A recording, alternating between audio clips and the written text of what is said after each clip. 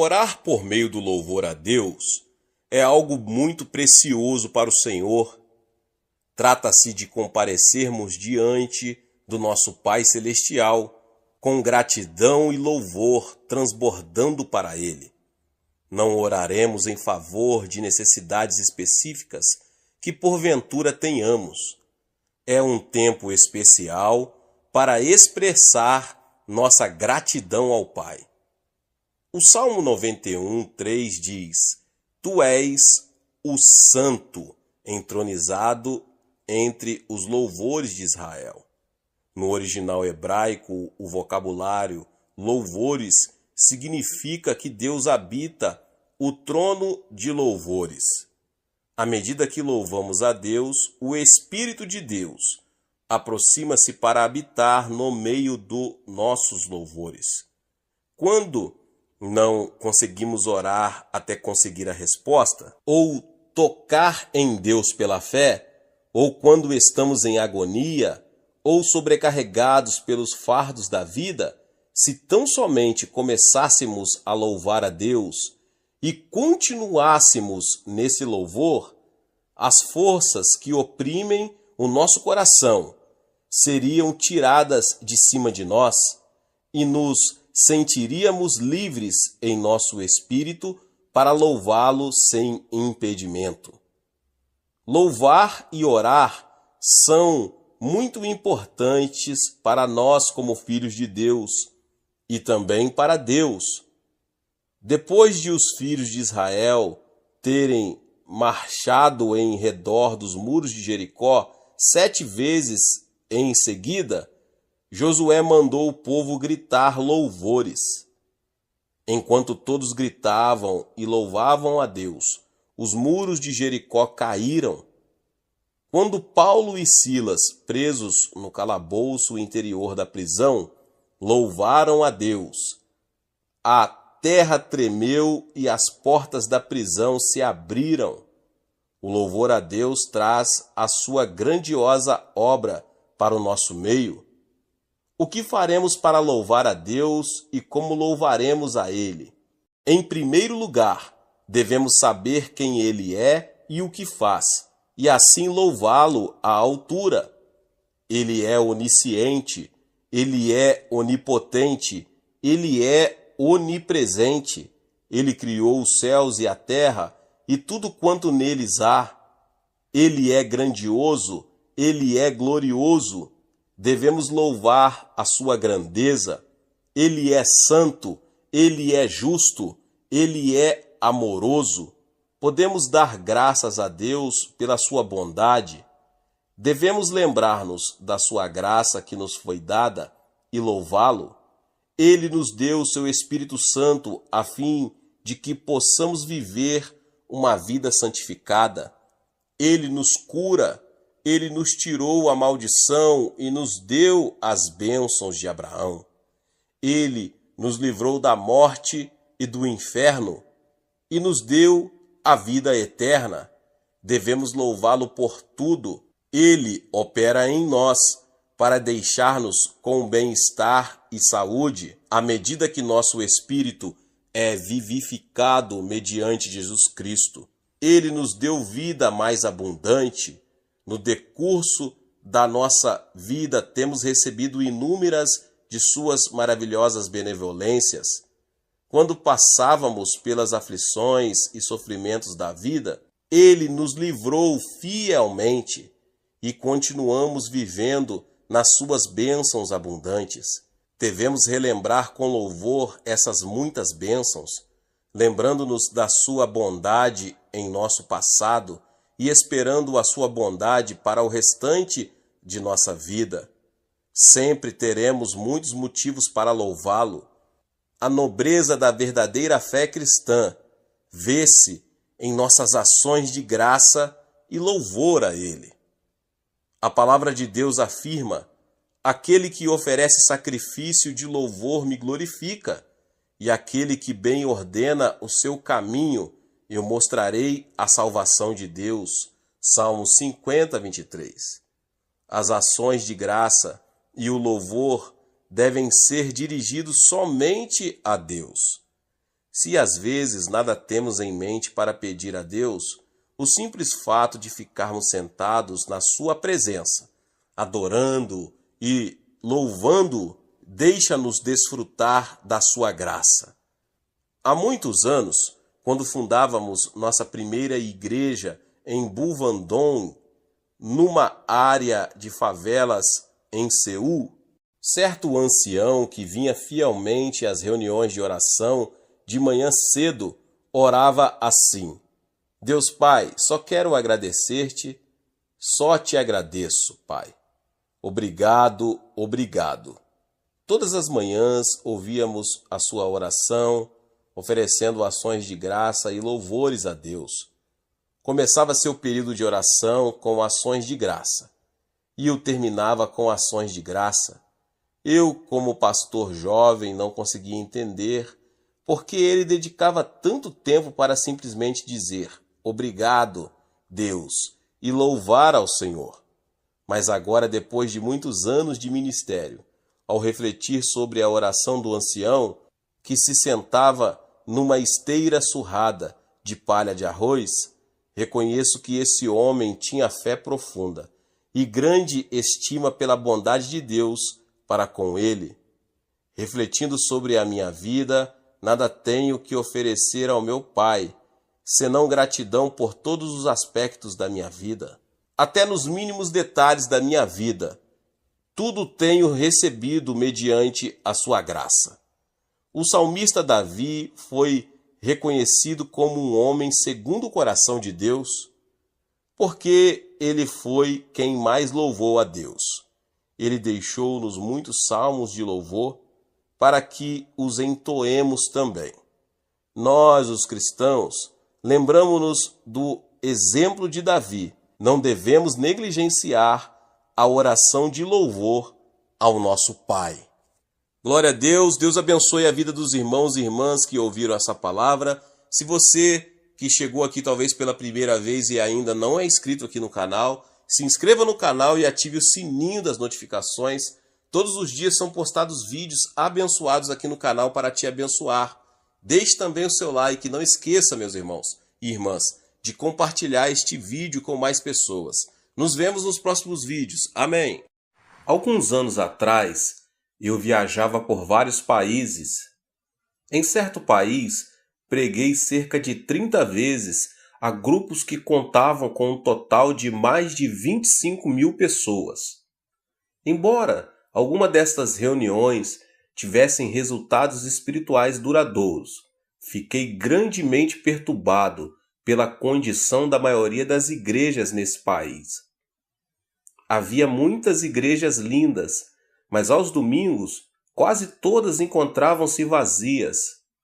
Até mesmo os crentes que iam à igreja pareciam inquietos e desambientados, mais como um grupo de órfãos que uma família de crentes. Muitos desses crentes eram gente boa, mas seu conhecimento da vontade de Deus para suas vidas era limitado e sua alegria parecia ainda menor. Haviam parado de permitir que Cristo vivesse e vibrasse em suas lidas diárias. Perderam de vista a necessidade de experimentar a Deus diariamente. Uma vez que Deus não era uma realidade vibrante em seu viver diário, todos os problemas pareciam maiores. Não estavam continuamente sintonizados com a voz que lhes daria a direção correta. Iluminavam suas vidas cristãs com uma lâmpada de 40 watts. Embora o poder de Deus lhe desse eletricidade suficiente para iluminar seu mundo todo. E tal acontece, muitas vezes, com cada um de nós. Nós, os crentes, temos ouvido com frequência a respeito da graça de Cristo. Esta palavra tinha um conteúdo vivo no começo de nosso viver como crente. Embora ela ainda agrade ao ouvido, há muito ela tem se tornado apenas uma expressão teológica. No grego, graça é charis. Quando os gregos mais experientes veem um lindo cenário, uma montanha alta e verde com regatos cristalinos, dizem cariz. Quando ouvem música de uma beleza que prende a mente, levando às alturas do deleite, dizem cariz. Cariz refere-se a um elemento especial da beleza natural, nas belas artes, na música e nas lindas canções dos seres humanos. A graça é provida mediante a vida de Cristo na terra e sua morte na cruz. Por meio da aceitação da sua graça, pela fé, Cristo vem a você e o transforma em uma criatura de beleza. Ele muda o seu caráter e, à medida que você lhe permite, ele cria e desenvolve em você uma linda e nova personalidade. Ele pode tornar lindo o seu lar. Ele pode tornar maravilhosa a sua vida. Em Efésios 1:6 lemos: a riqueza da sua graça, que Deus derramou abundantemente sobre nós. Esta é uma graça que não deve ser experimentada apenas uma vez em sua vida, mas em muitas ocasiões. Cerca de 20 anos atrás, minha sogra e eu visitamos uma das piores casas que já vimos. A família que aí residia tinha 10 filhos, mas era destituída de posses materiais. O pai era alcoólatra. Este homem, em certa época, também havia sido viciado em narcótico. Um sobrinho seu, presidente de uma das melhores faculdades médicas da Coreia, fez tudo o que encontrava ao seu alcance para curar o vício do tio, mas não conseguiu. Pôde apenas levá-lo ao modificar o hábito, passando de narcótico para o álcool. Esta mudança, contudo, acarretou uma situação pior. Seu tio, pai de 10 filhos, com o tempo, tornou-se alcoólatra crônico. Bebia desde cedo até tarde da noite. Seus filhos engraxavam sapatos, tentando ganhar dinheiro suficiente para sustentar a família. Mas o pai tirava todo o dinheiro que eles ganhavam para comprar bebida em vez de alimento. O dinheiro que o pai porventura ganhava também era usado para o álcool. Sem dinheiro, a família toda vivia como mendigos. Quando tive a oportunidade de falar com a esposa dele a respeito da vida em Jesus Cristo, ela encontrava-se muito triste. Estava magra por causa da má nutrição. Tinha problemas cardíacos e dores estomacais, e seu estado mental era de profunda depressão. Enquanto falava com ela, ela não queria me ouvir. Quero morrer, respondeu ela. A melhor coisa que poderia acontecer comigo é a morte. Por causa do amor que tenho à minha família, não cometerei o suicídio. Senhor, seja bom para comigo. Por favor, por que não me mate? Eu não vim aqui com a finalidade de matá-la, disse eu com firmeza. Vim aqui para falar-lhe da graça de Jesus Cristo. Mas ir para o céu não me importa, respondeu ela. Não me preocupo com o inferno. Tenho vivido no inferno em minha vida por muito tempo. Irmã, desafiei-a, gostaria de ver sua vida mudada? Gostaria de ver seu marido transformado? Gostaria de ver Cristo entrar em seu lar e tornar um lugar belo? Ah, isso não é possível, exclamou ela. E respondi, Jesus Cristo veio a fim de dar-lhe sua graça, um dom, e para ganhá-lo você não precisa pagar nada. Ele disse que sua graça seria suficiente para suprir todas as necessidades. Cristianismo é mais que belos ensinos, mais que mera religião.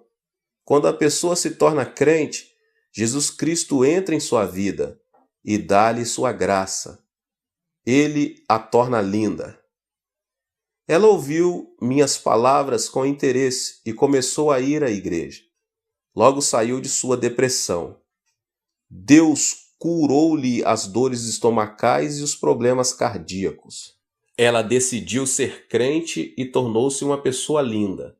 Sua personalidade foi transformada pelo poder de Cristo. Desta época em diante, minha sogra e eu oramos com ela para que seu marido fosse liberto do alcoolismo. Todos os que ouviam falar que estávamos orando por seu marido riam-se de nós. Muitas vezes, ele próprio ia à igreja a fim de ridicularizar-nos. Contudo, persistíamos em nossas orações a Deus. Sabíamos que a graça de Jesus Cristo podia mudar seus desejos e personalidade. Passaram-se alguns meses. Certa manhã, levantei-me às 4 horas para nossa reunião diária de oração. Depois de apresentar o sermão, todos nós começamos a orar. De súbito, senti-me como se caísse em profundo sono. Parecia que meu espírito estava sendo levado e eu podia ver a glória do céu. Então a voz de Cristo falou ao meu coração: Meu filho, ouvi suas orações. Fiquei tomado de alegria, corri para minha sogra dizendo: Mãe, Jesus ouviu nossas orações. Mais tarde, enquanto tomávamos o café da manhã, um dos filhos do alcoólatra veio até minha casa. Em suas mãos, uma mensagem. O pai estava morrendo. Fiquei espantado. Foi naquela manhã que Cristo me havia dado a certeza de que ele ficaria bom. Minha sogra e eu corremos para a casa deles. Lá encontramos um homem próximo à morte. Sua esposa disse-nos tristemente: Ele tem gritado a noite toda, está morrendo e ameaça matar-nos a todos. Enquanto o ouvia gritar, pude perceber alguma coisa a mais. Ele não morria de verdade. Satanás, contudo, tinha se apoderado de sua vida e mente, levando-o a pensar e a agir como se a morte logo seria uma realidade. Assim, unimos-nos e oramos, repreendendo o espírito de Satanás. Reivindicamos a vitória em nome do Senhor Jesus Cristo. Então sentimos a linda presença do Senhor. Instantaneamente o homem caiu em um profundo sono. Deixamo-nos a casa crendo em Deus e louvando-o pela vitória. Jesus havia tocado o alcoólatra com sua graça. Desde esse dia, ele não mais tomou uma gota de algum álcool sequer. A graça de Deus começou a fazer dele uma pessoa diferente. Seus amigos começaram a ajudá-lo. Certo amigo deu à família um saco de arroz e o pai trouxe-o para casa em vez de vendê-lo a fim de comprar bebida. Era a primeira vez que ele trazia arroz para casa em 10 anos. A esposa dele ficou tão comovida que começou a chorar. Então ela se lembrou de meu sermão sobre pagar o dízimo. Ela separou a 10ª parte do arroz, mas não se sentia à vontade em dá-la a Deus. Ora, Jesus, argumentava ela, tu sabes que precisamos deste arroz. Compreenderás se não dermos o dízimo dele. Assim, ela colocou a 10ª parte do arroz de volta no saco. De novo, porém, lembrou-se do princípio divino do dízimo e novamente tirou um 10º. Depois de algum tempo, despejou o arroz de volta no saco. Era grande sua luta interior. Às 4 horas da manhã seguinte, com grande esforço, ela separou a 10ª parte do arroz novamente. Saiu de casa e começou a andar a caminho da igreja. Enquanto andava, lágrimas inundavam-lhe os olhos. Não podendo ver a estrada com clareza, tropeçou e caiu muitas vezes. Finalmente chegou para as orações matinais, toda suja e triste. Entregou o arroz, caiu ao chão e chorou. Ela parecia tão triste que me deu vontade de dar-lhe o arroz de volta, mas não o fiz. Ela tinha que aprender os princípios básicos da vida cristã. Tinha que aprender a experimentar a graça de Cristo diariamente. Então oramos juntos e abençoei-a em nome de Jesus. Um mês mais tarde, ela veio correndo à nossa casa. Pastor, pastor, exclamou ela, Aconteceu um milagre. O que aconteceu? Perguntei. Ela respondeu alegre. Temos comido daquele saco de arroz por mais de um mês. Esta manhã meu marido perguntou-me como é que eu conseguia alimentar a família com um único saco de arroz. Ele já durou por mais de um mês. Fomos à sua casa para verificar o fato. Havia exatamente 1/10, a quantia de seu dízimo restante no saco. Toda vez que ela tirava um pouco de arroz para cozinhar, 1/10 sempre permanecia. O milagre continuou até seu marido comprar outro saco de arroz. Assim que comprou outro, o primeiro se esvaziou. A graça diária de Cristo também começou a operar em seu lar.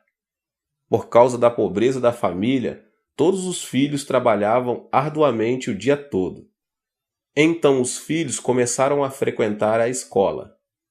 Hoje o marido é ancião da igreja. 2 dos seus filhos são pastores, cada um deles com um lar cheio da beleza de vidas dedicadas a Cristo. Esta família inteira aprendeu a importância de experimentar a graça de Cristo diariamente. Há 4 palavras na língua grega para expressar diferentes tipos de amor. Uma palavra é eros. Este é o tipo de amor que sentimos pelo sexo oposto. Amo muito a minha esposa e ela também me ama. Quando me encontro fora, em viagem evangelística no exterior, procuro escrever-lhe uma carta todos os dias. Contudo, posso perceber alguns sentimentos egoístas em nosso amor, pois há momentos em que desejo que ela me ame ainda mais do que a amo. Há ocasiões em que ela deseja receber mais amor do que oferece. De modo que, em certas oportunidades, discutimos. Discussões essas que nascem de uma luta pelo poder, em vez da estabilidade do amor abnegado. Estou no Ministério da Palavra por mais de 2 décadas. Durante este período tenho aconselhado muitos casais com problemas conjugais. A maioria desses problemas foi causada por amor egoísta e autocentralizado. O amor de Deus é diferente. O seu não é o amor egoísta eros. Outra palavra para amor é filéu. Este é o tipo de amor que existe entre amigos. O amor dos amigos é menos egoísta, mas ainda há restrições. Enquanto a pessoa tem abundância e prosperidade, ela terá muitos amigos. Mas no momento em que chega o fracasso nos negócios ou outras dificuldades, muitos amigos, um a um, a deixam. O amor filéu também falha ao enfrentar problemas. Storge é uma terceira palavra grega para amor. Este é o tipo de amor entre os pais e filhos. Esta espécie de amor envolve um tipo diferente de dedicação. Durante a Guerra Coreana, muitas pessoas foram para Busan, no extremo sul da Coreia. A maioria das pessoas que viviam aí, minha cidade natal, eram muito pobres, com escassamente o necessário para cada dia. Era quase impossível conseguir trabalho. Desesperados pela falta de alimento, até mesmo roubávamos. Quando os soldados norte-americanos começavam a transportar carvão do porto de Busan, muitos meninos como eu subíamos nos vagões como formigas famintas. Roubávamos carvão suficiente para vender a fim de comprar alimento e roupa para passar uma pequena porção do severo inverno. Certo dia, um grupo de refugiados subiu num trem de carga para roubar carvão. Um militar norte-americano correu para eles gritando que descesse. Apavorados, pularam fora do trem. Um menino de 7 anos de idade encontrava-se no grupo que fugia. Ele começou a correr com o restante do grupo, mas viu um pouco de carvão caindo debaixo do trem. Entrou, arrastando-se debaixo do trem para retirá-lo. No momento em que ele alcançava o carvão, o trem começou a mover-se. As pessoas que estavam por perto gritaram, mas ninguém ousou salvar o garoto. Então, um senhor de meia idade correu para debaixo do trem. Com o impulso de sua força, ele empurrou a criança para fora, jogando-a de cima dos trilhos. Mas o homem já não estava seguro. A seguir, ouvimos o ruído dos ossos do homem, quebrando-se à medida que as rodas de aço estraçalhavam-lhe o corpo. O homem deu a vida por aquele menino. Era seu pai. Tal é o amor de pais cuidadosos. O amor estorge. Leva os pais a ações heróicas. É um maravilhoso tipo de amor, mas ele também tem seus limites. É um amor limitado aos pais e aos filhos. Na língua grega, o amor de Deus é ágape. Ágape é diferente de eros, diferente de filéu e diferente de estorge. Ágape é um amor incondicional, o amor de Deus mostrado mediante a vida de Cristo e de sua morte na cruz do Calvário. Deus não nos ama porque podemos dar-lhe algo de volta. Ele não nos ama porque podemos passar horas alegres de amizade com Ele. Ele não nos ama porque tenhamos alcançado algum ponto de perfeição humana. Deus nos ama sem condições. Deus é amor e é de sua natureza amar. Cristo viveu uma vida sem pecados e de livre e espontânea vontade sofreu a morte de torturas de um criminoso por causa do amor ágape. Cristo sofreu na cruz a morte que era nossa. Por meio de Cristo, Deus provou que nos ama, a você e a mim, a despeito de nossos pecados, nossas fraquezas e do fato de não merecermos o seu amor. Se você colocar sua fé em Deus, Ele pode purificá-lo dos seus pecados e conceder-lhe o perdão. Com a ressurreição de Jesus, provou-se o poder de Deus, poder que pode dar força às nossas debilidades. Deus apresenta um convite a todos nós. Vinde a mim, todos os que estáis cansados e sobrecarregados, e eu vos aliviarei. Isto está em Mateus 11, 28. O amor de Deus é amor para hoje, amor pelo qual você e eu podemos viver. Jamais tenha dúvida de que você é profundamente amado por Deus. Você tem a habilidade e o privilégio de falar diariamente com Ele, diretamente com Ele também. Não se preocupe com os pecados passados. Deus pode conceder-lhe perdão mediante a fé em Cristo. Não se preocupe com os seus fracassos. Deus pode dar-lhe a força para vencer e ter sucesso. Não se preocupe com suas insuficiências. Mediante Cristo você é fortalecido. Não se preocupe com suas frustrações. Deus mostrou que a frustração última, a morte, é impotente perante sua vontade. Grande parte da Bíblia ocupa-se com o relato do amor de Deus ao homem. Leia-a diariamente e deixe que ela fale do amor de Deus a você. Faça da oração parte de suas atividades diárias. Converse com Deus com honestidade e do íntimo do seu coração e mente. Permita que Deus lhe responda com palavras de amor e sabedoria. Deus o ama profundamente. Paulo termina a segunda carta aos Coríntios com estas palavras: a graça do Senhor Jesus Cristo e o amor de Deus e a comunhão do Espírito Santo seja com todos vocês. 2 Coríntios 13, 13. Nestas palavras, o apóstolo Paulo reconheceu a importância de experimentarmos a graça de Cristo e o amor de Deus. Ele também aponta o terceiro aspecto, a presença do Espírito Santo. Se parafrasearmos este versículo diretamente na língua grega, teríamos: a graça de Jesus Cristo e o amor de Deus estejam em vós mediante a comunhão do Espírito Santo. O Espírito Santo é o meio pelo qual recebemos a graça de Jesus e o amor de Deus.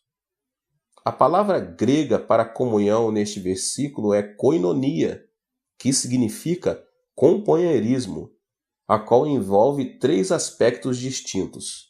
Os dias do Antigo Testamento foram a época em que o nosso Pai Celestial lidou com o homem mais diretamente que nas eras seguintes. Então o Pai enviou seu Filho, Jesus Cristo, que viveu e andou entre os homens por 33 anos. Enquanto vivia na terra, Cristo falou de outro que viria depois dele. E rogarei ao Pai, e ele vos dará outro Consolador, a fim de que esteja para sempre convosco, o Consolador, o Espírito Santo, que o Pai enviará em meu nome. Esse vos ensinará todas as coisas, e vos fará lembrar de tudo o que vos tenho dito. João 14, 16 e 26. Hoje, mediante a pessoa do Espírito Santo, podemos experimentar o amor de Deus e a graça de Cristo. O Espírito Santo é uma pessoa, o terceiro membro do Deus triuno e uno. Não podemos verdadeiramente conhecer a pessoa somente por seu nome, nem mesmo mediante uma apresentação formal ou uma polida de troca de cumprimentos. Só conhecemos uma pessoa por meio da comunhão íntima e do partilhar amor mútuo. A fim de termos comunhão com essa pessoa, devemos compreender um ao outro, falar um com o outro, partilhar ideias, temores, sonhos e esperanças. A fim de experimentar Deus diariamente, é preciso que tenhamos este tipo de comunhão com o Espírito Santo. Devemos dar-lhe acolhida em nosso coração, falar com ele sinceramente e desfrutar de sua presença. Muitos seminários teológicos famosos têm enviado alunos para falarem comigo. Desejam saber o segredo do êxito de meu ministério. Minha resposta tem sido: tenho tido sucesso por causa do Espírito Santo. É importante reconhecer e apreciar a presença do Espírito Santo. Sempre que subo ao púlpito para pregar, oro: querido Espírito Santo, guia os meus pensamentos e abençoa as palavras que vou falar.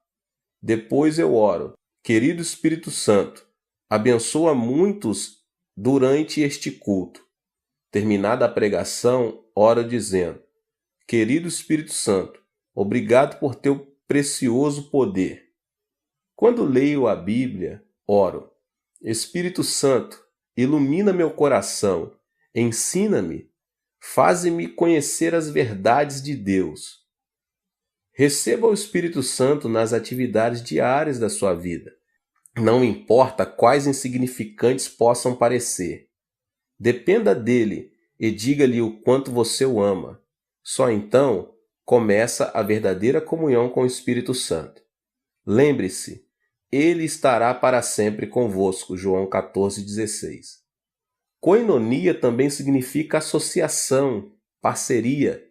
Sem o Espírito Santo como nosso sócio, jamais poderemos realizar nada de grande para Deus. Esta é uma das razões principais por que muitas igrejas tornam-se vazias e por este motivo que muitos jovens estão saindo da igreja.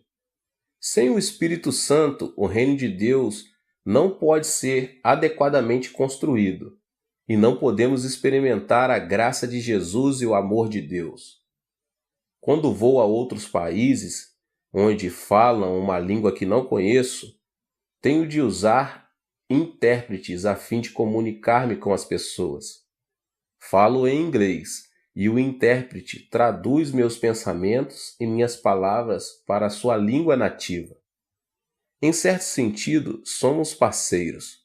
Se esta parceria funcionar bem, o culto terá êxito.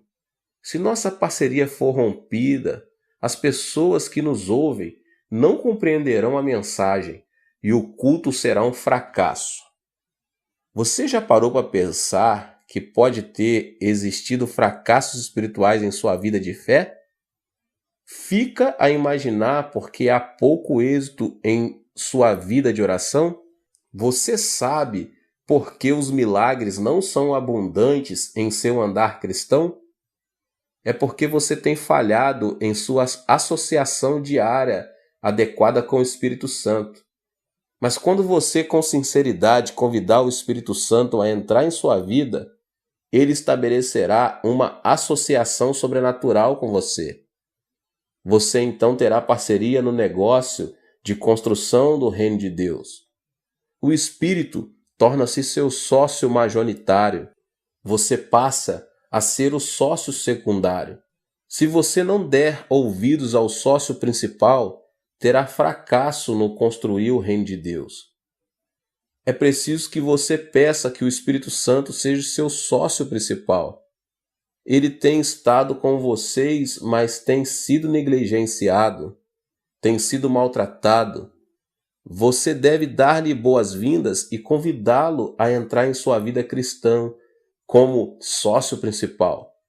Ele orará por você. Ele orará por meio de você.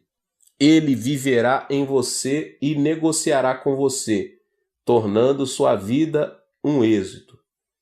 O Espírito Santo deseja construir o reino de Deus mediante você. Ele deseja dar-lhe o poder de Deus que somente uma associação profunda com ele pode desenvolver. Koinonia propõe transporte. Transporte é um serviço de que todos nós necessitamos. Quando a pessoa desejar ir a outro país, geralmente vai de avião, de trem ou de carro. Até mesmo nos supermercados vemos os resultados do transporte. O alimento e legumes que aí se encontram foram trazidos de lugares distantes, e o transporte desses bens enriquece-nos a vida. A maioria de nós lembra-se da pessoa que nos trouxe muitas coisas que desejamos e de que precisamos, o transportador. Ele já nos trouxe de tudo, desde alimento até aparelhos de televisão. Embora em geral ignoremos a sua importância, ele nos trouxe coisas que tornaram nossa vida mais agradável. Em certo sentido, o Espírito Santo é o transportador de Deus.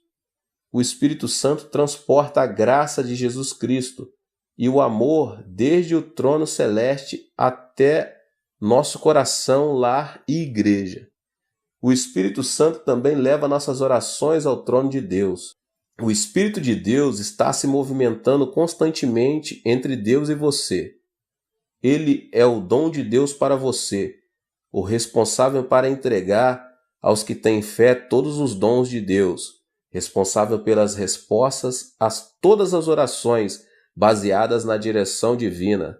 Ele tem deleite em suas responsabilidades, pois é seu desejo obedecer à ordem do Pai. Para uma vida cristã de poder, é preciso que você experimente a Deus diariamente. Jesus Cristo deu-lhe a graça que o torna lindo. No termo cuidado de Deus, ele lhe deu o amor pelo qual viver. Mediante a comunhão com o Espírito Santo e a graça de Cristo, o amor de Deus pode ser seu. Faça do Espírito Santo seu sócio principal e deixe que o poder, a graça e o amor de Deus fluam livremente em sua vida. Experimente a Deus diariamente e permita que a vibração dessa experiência irradie para todos os que estão ao seu redor. Deus te abençoe mais uma vez. Espero que você tenha gostado. Se inscreva aqui no canal e ative as notificações para que você não perca nenhum vídeo. Tem muitos vídeos aqui do pastor David Poyong Cho. Não esqueça de deixar aqui o seu like e também compartilhar com as pessoas que você mais ama. Deus te abençoe e nos vemos nos próximos vídeos. Tchau!